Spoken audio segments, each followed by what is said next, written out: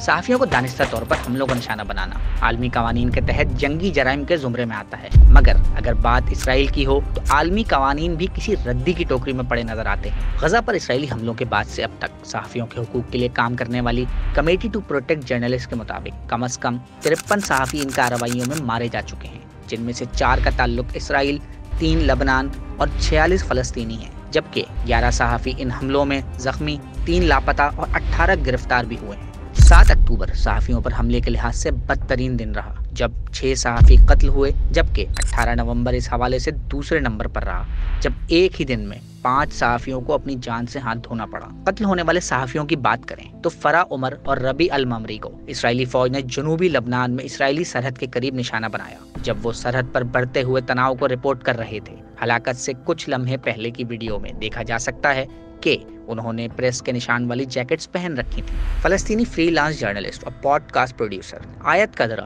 کو شمالی غزہ کے علاقے بیت لحیہ میں ان کے گھر پر اسرائیلی فضائیہ نے نشانہ بنایا، جس میں ان کے گھر کے متعدد لوگ بھی جاں بحق ہوئے۔ آیت قدرہ سوشل میڈیا پر غزہ میں حملوں کے حوالے سے مسلسل ویڈیوز ڈال رہی تھیں، اور اپنی آخری ویڈیو میں بھی انہوں نے اسرائیلی حملے میں مارے جانے کے حوالے سے خدشات کا اظہار کیا تھا۔ فلسطینی صحافی اور نیوز پریزنٹر اعلیٰ طاہر الحسنات کو بھی اسرائیل نے غزہ کی پٹی میں ان کے گھر پر نشانہ بنایا تھا، جس میں ان کے خاندان کے متعدد لوگ بھی جاں بحق ہو گئے۔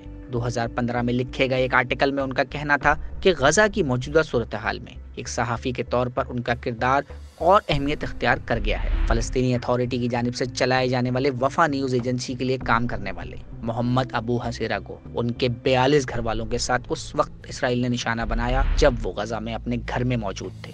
محمد ابو حطب کو بھی ان کے 11 گھر والوں کے ساتھ اس وقت مارا گیا جب اسرائیلی جہازوں نے خان یونس میں ان کے گھر پر حملہ کیا۔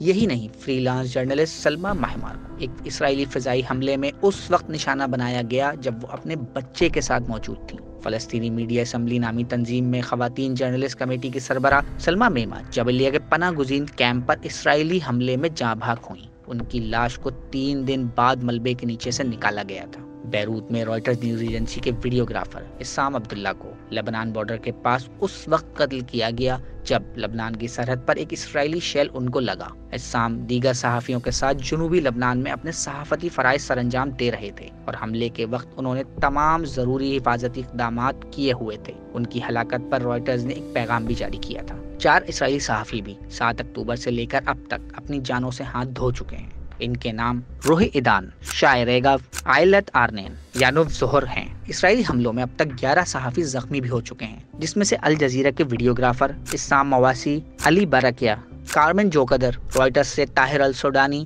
ماہر نازے، AFP کی فوٹوگرافر کرسٹینا ایسی اور ویڈیو جرنلسٹ ڈیلن کولنز جنوبی لبنان میں اسرائیلی حملوں کی کوریج کر رہے تھے جب وہ اسرائیل کی جانب سے کی جانے والی شیلنگ کا نشانہ بنے۔ حالیہ تنازع میں اب تک اپنی جانوں سے ہاتھ دھونے والے صحافی کسی بھی جنگ میں مارے جانے والے صحافیوں سے زیادہ ہیں، اور ان میں سے 90% فلسطینی صحافی ہیں جن کو نہ صرف ان کے گھروں بلکہ کام کی جگہوں پر بھی اسرائیل نے عالمی قوانین کو بالائے طاق رکھتے ہوئے نشانہ بنایا ہے۔